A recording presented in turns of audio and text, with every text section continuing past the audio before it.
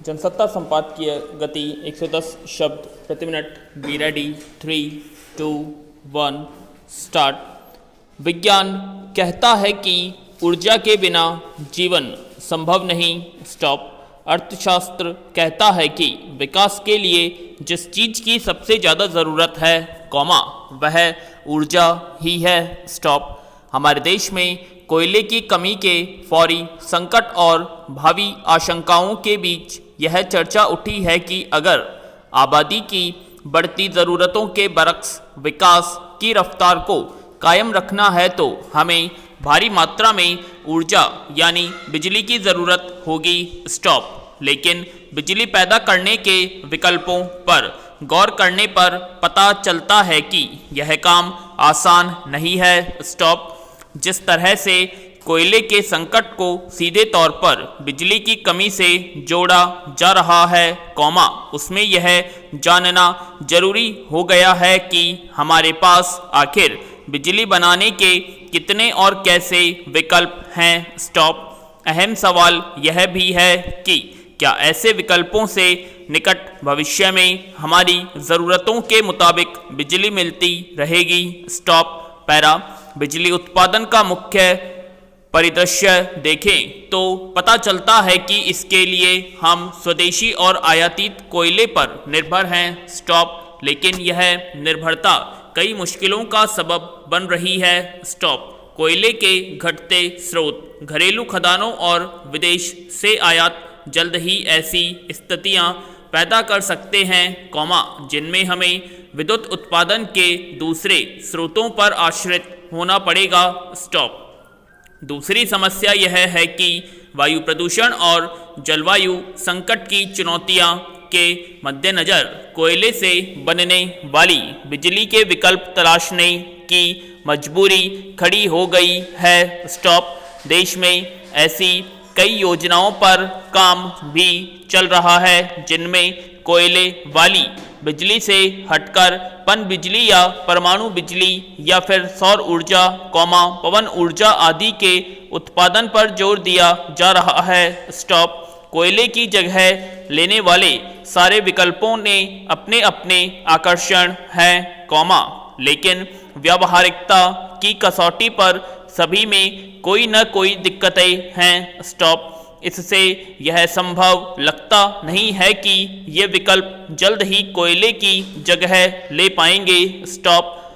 बिजली उत्पादन के लिए कोयला कितना बड़ा सहारा है, इसकी पुष्टि इस तथ्य से होती है कि फिलहाल भारत में सबसे ज़्यादा यानी 59% बिजली कोयले से बनाई जा रही है। स्टॉप। इसे तापीय थर्मल बिजली कहा जाता है। स्टॉप। इसके बाद दूसरा स्थान हाइड्रो इलेक्ट्रिक यानी जल विद्युत का है। स्टॉप।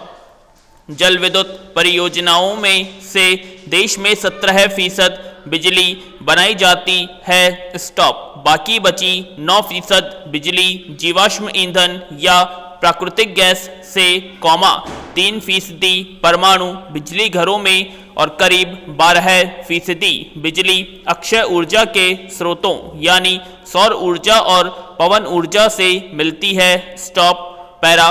मामला अकेले बिजली उत्पादन की सहूलियत का नहीं है। स्टॉप। उत्पादित बिजली की कीमत भी एक बड़ा पहलू है। स्टॉप। सबसे सस्ती बिजली कोयले से मिलती है। स्टॉप। लेकिन हाल में जिस तरह कोयले संकट गहराया और ताप बिजली घरों ने विदेश से आयातित महंगे कोयले से बिजली बनाई तो उससे बनी बिजली की कीमत भी बढ़ गई। स्टॉप। विद्युत वितरण कंपनियों ने महंगी बिजली खरीदने से इनकार कर दिया। अगर आगे चलकर विद्युत आपूर्ति कायम रखने के लिए उन्हें यह बिजली खरीदनी पड़ी तो साफ है कि कंपनियां इसका बोझ उपभोक्ताओं पर डालेगी। स्टॉप। ऐसी स्थिति में 2 या 3 गुना ज़्यादा कीमत उपभोक्ताओं को चुकानी पड़ सकती है। स्टॉप। पैरा। परमाणु बिजली घरों से मिलने वाली बिजली के बारे में भी कहा जाता है कि दूसरे स्रोतों की तुलना में यह भविष्य में काफ़ी सस्ती पड़ेगी, लेकिन फिलहाल देश में इसका उत्पादन पैदावार से 2 से 3% ही है। स्टॉप। इसके अलावा परमाणु ईंधन के लिए हमारा देश न्यूक्लियर सप्लायर्स ग्रुप NSG की मेहरबानी पर निर्भर है। स्टॉप। एक अन्य बेहतर विकल्प सौर ऊर्जा के रूप में मिल सकता है। स्टॉप। भारत एक वैश्विक सौर गठबंधन समूह SAG का भी सदस्य है और देश में सौर ऊर्जा संयंत्र लगाने के लिए कई योजनाओं पर काम चल रहा है। स्टॉप। लेकिन अक्षय ऊर्जा का यह स्रोत अभी बहुत भरोसा नहीं पैदा कर पाया है। स्टॉप। जिन तटीय इलाकों में विशालकाय सौर ऊर्जा संयंत्र लगाए गए हैं, वहां आने वाले चक्रवाती तूफानों के कारण इनके क्षतिग्रस्त होने की खबरें अक्सर मिलती रही हैं। स्टॉप। यही नहीं, सौर बिजली की कीमत अभी भी कोयले से मिलने वाली बिजली के मुकाबले 14% तक महंगी है। स्टॉप। हालांकि आम लोगों को अपने घरों की छतों पर सौर पैनल लगाने को उत्साहित किया जा रहा है, लेकिन पैनल लगाने की शुरुआती कीमत आम लोगों को इस बारे में ज़्यादा प्रेरणा नहीं दे पाई है। स्टॉप।